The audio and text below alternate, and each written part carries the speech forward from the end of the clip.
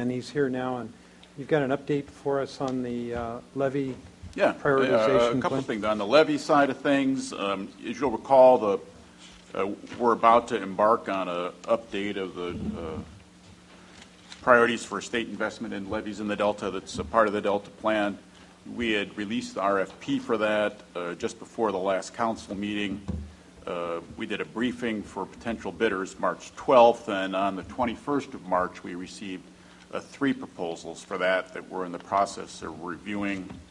We've got a selection team that includes the representatives of the Delta Protection Commission, as well as our science program, and we're also in consultation with the Flood Board and DWR staff as we're going through the process, so that we're hoping we could be identifying a potential successful bidder by the middle of April, and then we'd have a draft contract for you all in May, and we're continuing to work with our partners as this moves ahead. On the drought side of things, I think folks know, the rain's been great, but we're still in a tough condition. Everybody's doing their best to save water, we hope, and the operators of the state and federal water projects and the regulators are working to create some additional flexibility so they can capture and store the water that may be available right now during this periods of spring runoff. They're making every effort they can to capture what's available and use it for beneficial purposes while we've still got inflows coming into the Delta. In the coming weeks, the Department of Water Resources is proposing to install some temporary emergency rock barriers across 3 Delta channels, both in the North Delta and the South. This will help preserve water supplies and upstream reservoirs and limit encroachment of salinity into the Delta channels. There's going to be public meetings. I guess you all had a hearing on this last night with the DPC, and I told there's workshops going to be held in Walnut Grove on April 3rd and Antioch on the 4th. Just as a reminder that these actions to install these barriers not only are exempt from CEQA as emergency actions, but as a result, they won't be covered actions under the regulations that we've used to implement the Delta plan.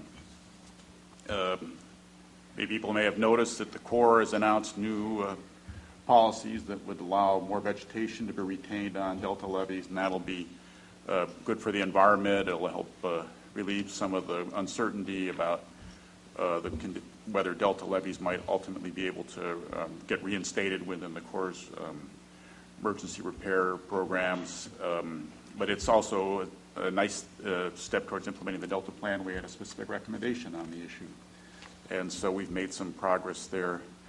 I presume Jessica reported on the actions of the budget subcommittees, and so with those 2 activities, I think we can have some confidence that the budget recommendation with additional funds that would allow us to hire a dozen extra staff can be relied upon, so we'll start making plans over the coming months for how that'll be carried out.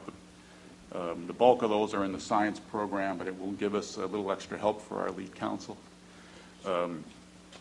as well as for the implementation committee. We're also in the process right now of renovating the 15th floor of our building so that we can move the science program out of the space they've had on the 14th floor, and we'll all share a single space. Our IT guys, I want to give a shout out to them too. They spent extra hours over the last couple of weeks replacing our servers, and so our IT system has been modernized, and that's been very helpful to us. Okay, any questions of Dan? Thank you.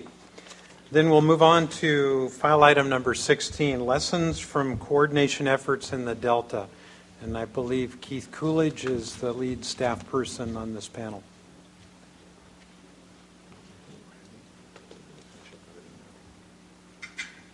Be done in about an hour.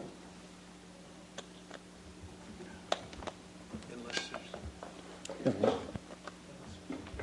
there's...